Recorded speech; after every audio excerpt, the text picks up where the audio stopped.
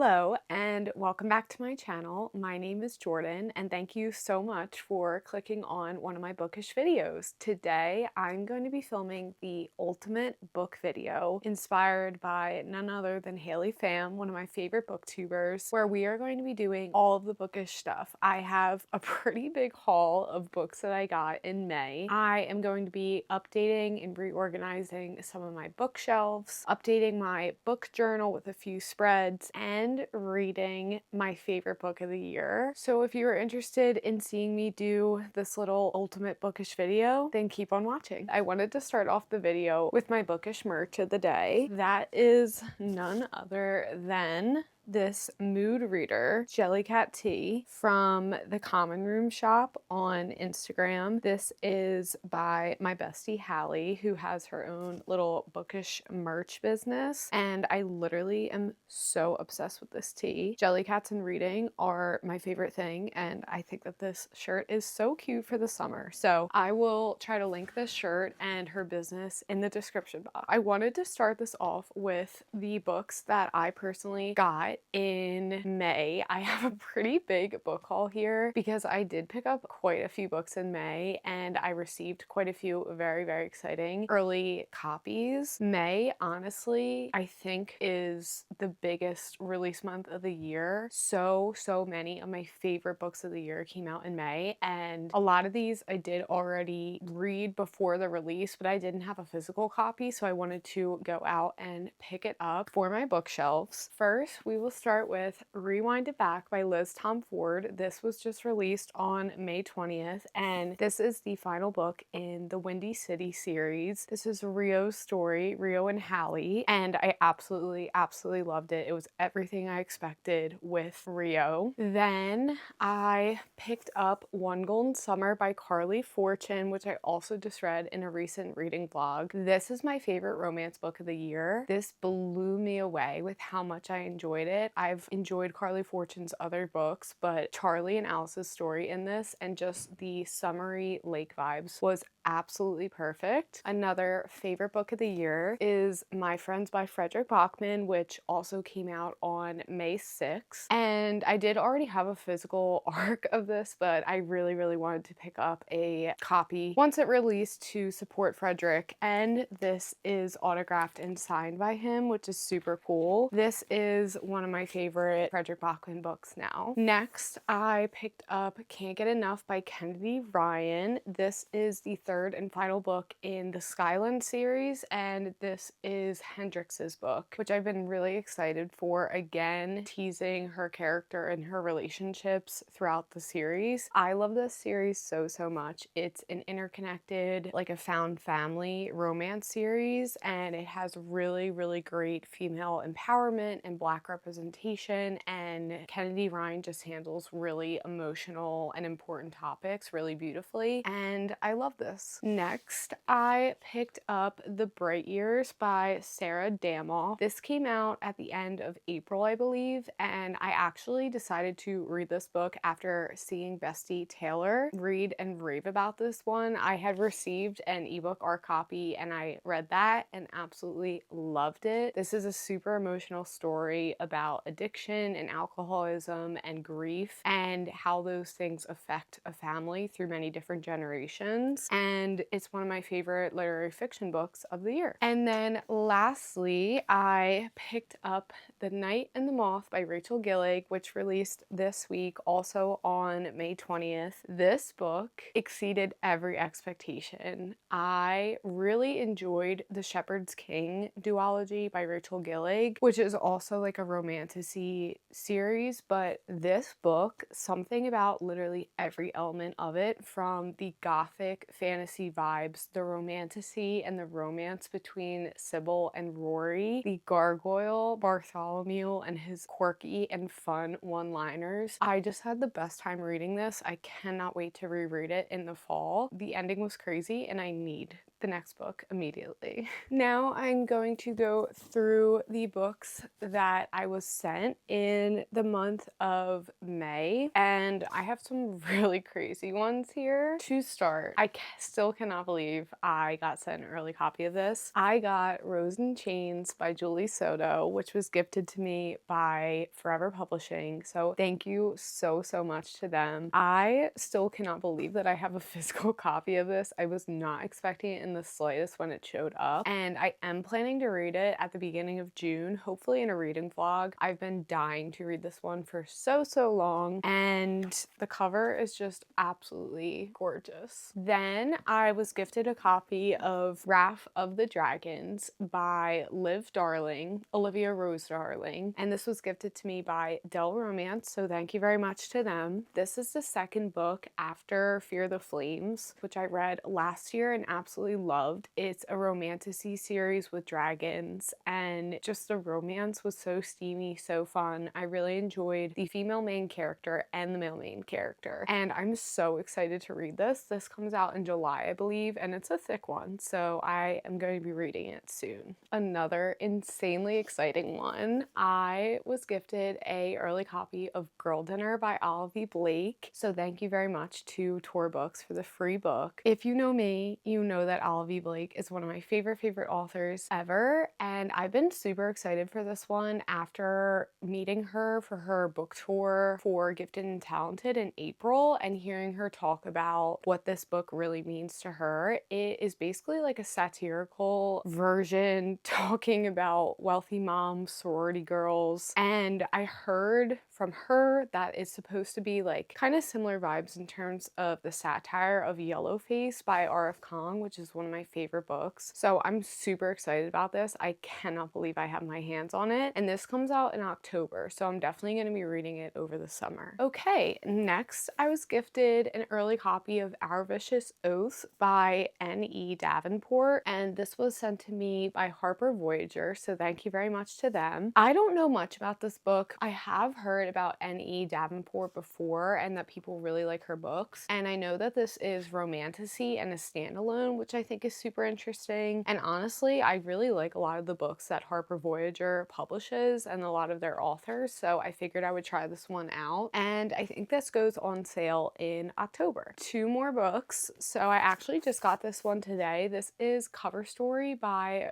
Vari McFarlane. I was gifted this book by Avon Press, so thank you very much to them for the free book. And what I know about Vari McFarlane is that Haley Pham, who is one of my favorite booktubers, loves her books, and so does Emily Henry. And the combination of those two people who I love and I really respect their opinions on books has made me really want to pick up more of her books. I did read one of her books, I think it was Between the Lines or something like that, like a year or two ago when Haley Pham first started reading her books, and I really enjoyed it. And this is Vari McFarlane's upcoming release. This comes out in October, so I'm gonna read that soon. And then finally, the besties at Tor Books, who I obviously adore with everything in me, sent me an extra copy of Bury Our Bones in the Midnight Soil by V. Schwab, an extra art copy. And fun fact, I'm actually going to be rereading this book in this vlog. I read this arc back, I think, in like February or March, and it's my favorite book of the year. I loved it so much, and it releases on June 10th, so I really wanted to reread it once I got my hands on a physical copy to annotate and just soak it all up. So I'm going to be reading this book in this vlog and sharing all my thoughts, hopefully to encourage you to read this book when it comes out. But since I do have an extra art copy, I'm going to be hosting a giveaway on my Instagram, so definitely check out my Instagram in the description box and keep an eye out for that giveaway so that you could win an early copy of Bury Our Bones. Okay, so the next stage of this ultimate book video is I'm going to be reorganizing my bookshelves, which honestly I probably do a little bit too much, but as you can see, I get a lot of new books every month, and I'm already like running out of room in my bookshelves that I put up back in like January or February. In my room, I have my like absolute favorite books displayed. I only technically have two bookshelves for romance books, and I feel like I've been reading a lot more romance books recently that I've loved, so I really want want to add a third shelf for that. Maybe get rid of some books or move some books to a different bookshelf that I don't really love as much anymore. So I'm going to do a quick little time lapse reorganizing and hopefully moving some stuff around so it's less like piled up. But I'll show you what it looks like right now. Okay, so right now, this is what my bookshelves look like. So like I said, I have 2 romance bookshelves right here with like most of my romance books. And as you can tell, it's getting a little bit stuffed with extra books on top. And then I have like a lot of fantasy shelves right here. And these are all of my favorite fantasy books and series. So I kind of want to move these 3 shelves down, but I also like don't want to put any of these books on the bottom shelf. So we're gonna see what I end up doing. Over here, I have like my literary fiction shelves and like my favorite authors. So Bachman, Olive B. Blake, Taylor Jenkins Reid, Jenny Han, and Alice Osman, and then like Brandon Sanderson down there. These are mostly gonna stay the same, but I low-key may move Jenny Han and like The Summer I Turned Pretty to my romance shelf because I just got new editions of those.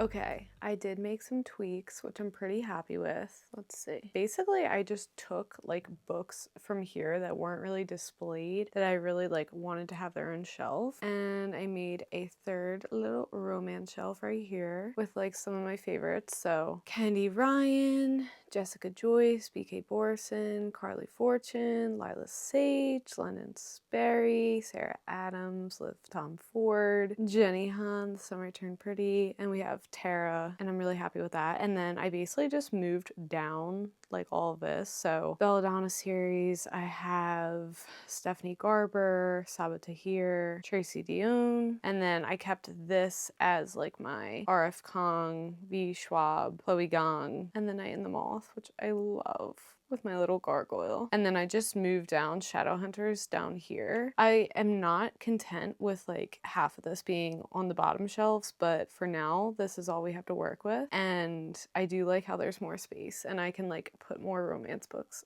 here when I need to. So it came along pretty well.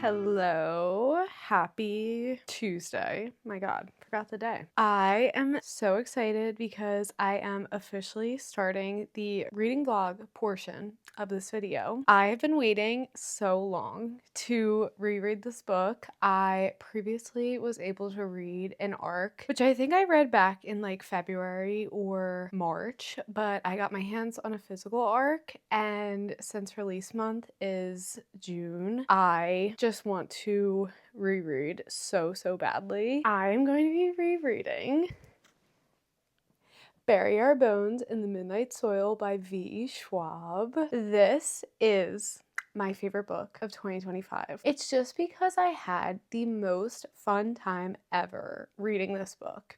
If you don't know, this is V. Schwab's newest release, and it's marketed as Toxic Lesbian Vampires, and that is exactly what it is. It is following 3 different female main characters in 3 different time periods that are all interconnected. They're all vampires. They were all turned into vampires against their will, and they all are dealing with a lot of mixed feelings, just grappling with being alone in the world, trying to deal with being immortal while the people you love are mortal, being hungry, taking what you want. And the way that V.E. Schwab wrote this book is so beautiful. It is like, the writing reminded me so much of the lyrical prose in Addie LaRue, which I loved, and it just really has like very morally gray, like flawed, complex characters, similar to the Vicious series. I have been literally thinking about this book nonstop, dying to reread it, and I really wanted to read it in a vlog because like, I'm going to be begging everybody to read this book. I have been. I've been talking about it constantly all year, and if you are into like, you know, whatever we're gonna call that, fantasy vampires who are just very toxic and fun and complicated characters, and you just love beautiful writing that really makes you reflect on like humanity, being lonely, being in love, being hungry, being obsessed, I really think that you will enjoy this. So I'm going to be reading this in this vlog, and I'm so excited.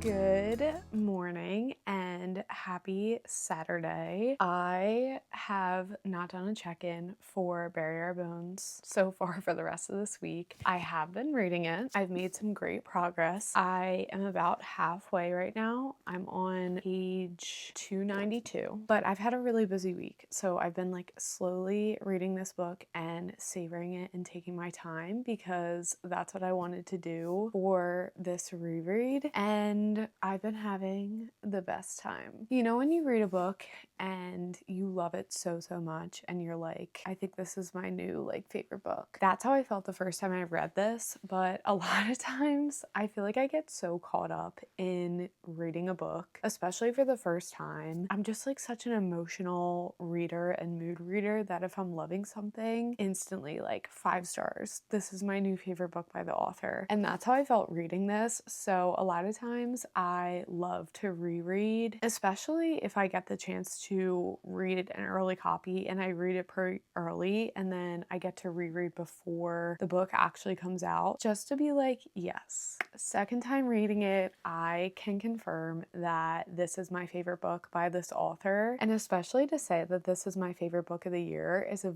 very bold statement. Reading this book is just such a fun time. It has the definitely like emotional depth that I love in a book that I think V. Schwab does so well, because you're dealing so much with like death and grief and loneliness and love. But at the same time, these characters, which I think she does so well, she did this in Vicious, are just so complex and flawed, but also like so fun to read about. They also are just characters that are trying to figure out their life and what is going on and what they want, especially after turning into vampires. And I think those are the characters that she writes best. I really do think that this is her best writing. The writing in this book is so stellar. She has been talking about this book for so long, and you can just tell like how proud she is of writing it. I think she should feel that way. We are right now following still the three female main characters. So you have Sabine, who was like the first turned vampire in the story, and then you have Lottie, and then Alice. We are now at the point, I think, where Sabine meets Lottie. By the end of this book, all three of these characters like come together in some sort of way. There's like an avalanche effect of their lives on each other, and we're getting to that part. Alice is like my favorite character. She's such an angsty, like she has gone through so much, and you're starting to get more of her backstory. So I am hoping to finish this book this weekend. I'm kind of busy, but I am hoping I can read some today. I'm gonna read some now and then read more tomorrow, and I would love to finish it because I want to get some posts ready. It's now getting to be the end of May. The release is June 10th, and I really just like want to hype up this book and give it the attention it deserves. So I am going to go read.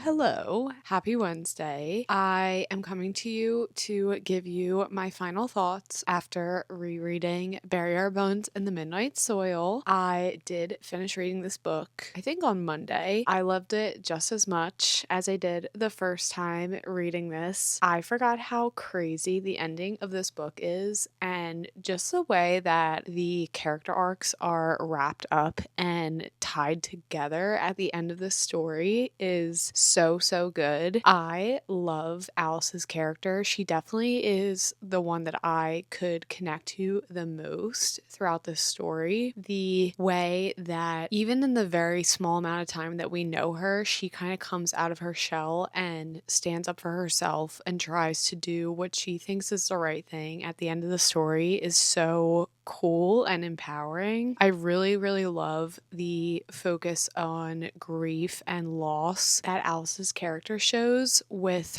her sister and her relationship with her sister, and you can tell that all three of these main characters have really gone through really awful things in their past and have lost a lot of loved ones. The ending is crazy. Like, the drama at the end of this book goes so crazy. All these characters are turning on each other in some sort of way, and again, just the way that the story is woven together and how all these characters come together and impact each other was so much fun. So this is a 6-star book for me. I genuinely am thinking about rereading it again in June when the audiobook comes out, because Julia Whalen is one of the narrators for the audiobook. There's going to be 3 different narrators for each of the main characters. Julia Whalen is one of my favorite audiobook narrators. She narrates Emily Henry and Kristen Hanna's books. I just feel like I need to listen to that. So I definitely feel like I'm going to reread and listen to the audiobook sometime by the end of this year. And I'm super, super excited. This comes out on June 10th. And if you liked V. Schwab's writing before, any of her books, but especially The Invisible Life of Addie LaRue or her Vicious duology so far, please, please pick this up. And if you haven't picked up one of her books, I honestly really think that this is a good way to start. I think it really showcases her beautiful writing and just quotes and the way that she like picks apart really flawed humans and shows the humanity that ties us all together, while also just having like such fun and creative fantasy worlds and characters. And I love this. So please go read this. Okay, and that is going to be it for this video. I'm gonna wrap it up here. I hope you enjoyed this little ultimate book video. I had so much fun filming it. Again, these are like my favorite videos to film, and I feel like they give me a reason and an excuse to pick up my book journal, work on my book journal, organize my books, which always somehow get very out of control every month, and document me reading some of my favorite books. I read my favorite book of the year in this video. So if you enjoyed watching this video, as always, I would love it if you subscribe for more bookish videos from me in the future, and I'll see you in my next video. Bye.